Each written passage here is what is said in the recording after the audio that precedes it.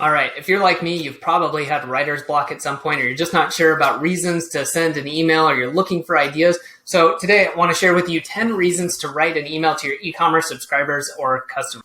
I'm Adam with Oasis Optimization. If you have questions about your e-commerce email marketing, you can get in touch with me at oasisoptimization.com.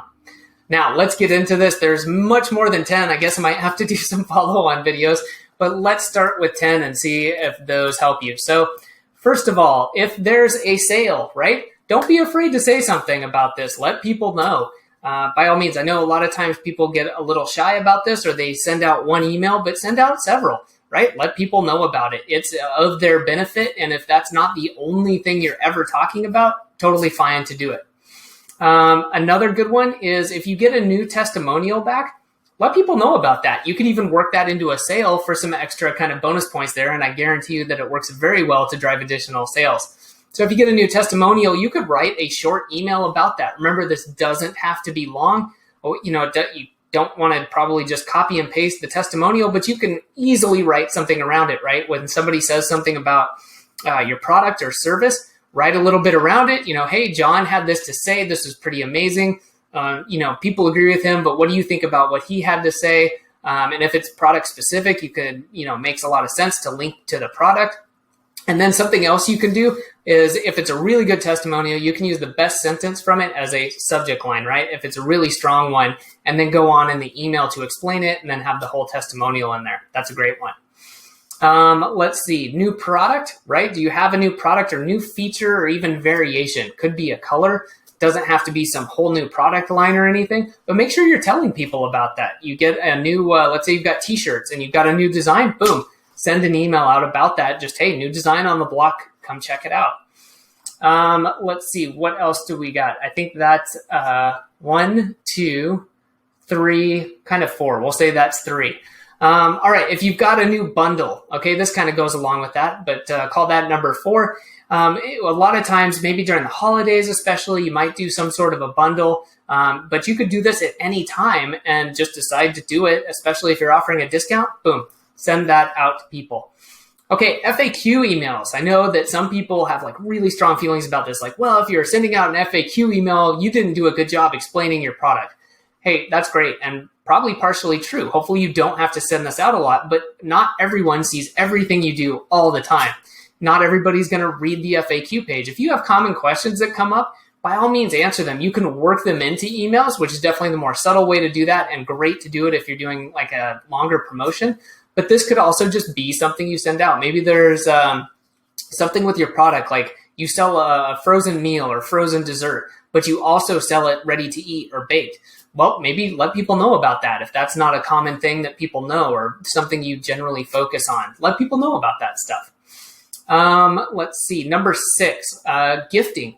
Almost anything that you're selling could be positioned as a gift. So obviously this works really well around the holidays, but you can use it as a reminder, maybe as like Mother's Day, Father's Day, people's birthdays, just positioning your product or service as a gift. All right. So that's a really good one to do as well.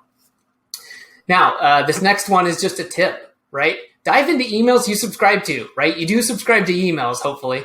If you're sending or writing emails or you have someone on your team do it, make sure that they're subscribing. There's a lot of really good ideas out there, and find a good one that you can model.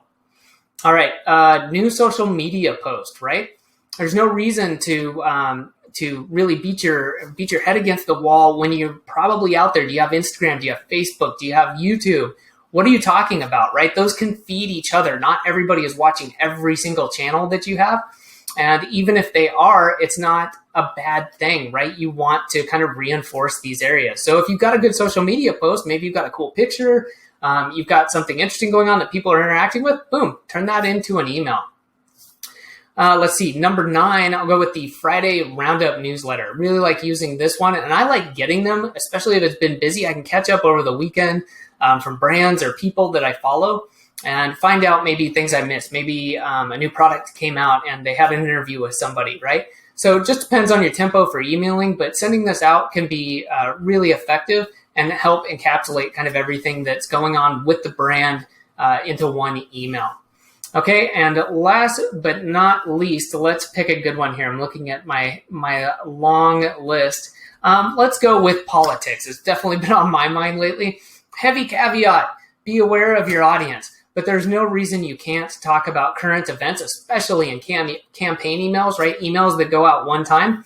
Tie that into your brand.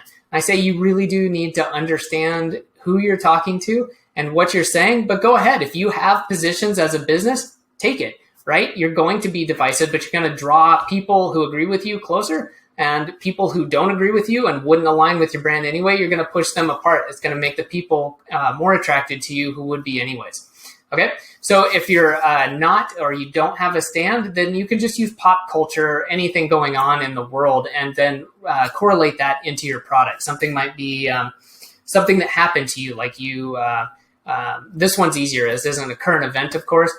Let's say you woke up and stubbed your toe and you sell coffee. And so let's say, hey, I woke up, stubbed my toe. That hurts, just starts a throbbing and my foot just really hurt. But it's not as bad as missing out on the cup of coffee and, how I feel if I don't have that great fresh coffee. Don't forget you can pick yours up here, okay? Clearly, you'd want to do a little bit of more work than that on it, but that's the general idea behind it and how you can kind of correlate those things together. So there you go. That is 10 ideas and maybe even a little bit more than that on how you can write some emails. And I will be back with some more in the future to definitely give you some more ideas and to help you bust through and get those emails going out to your subscribers. And as always, just make sure you put them through the filter of, hey, is this something they'd be interested in? Do my subscribers, do my customers want to hear about this? Would they be interested? If the answer is yes, boom, go ahead, write it and send it. All right, if you have any questions or comments about this, you can leave a comment on the video. If you need help with your e-commerce email marketing, you can get in touch with me at oasisoptimization.com.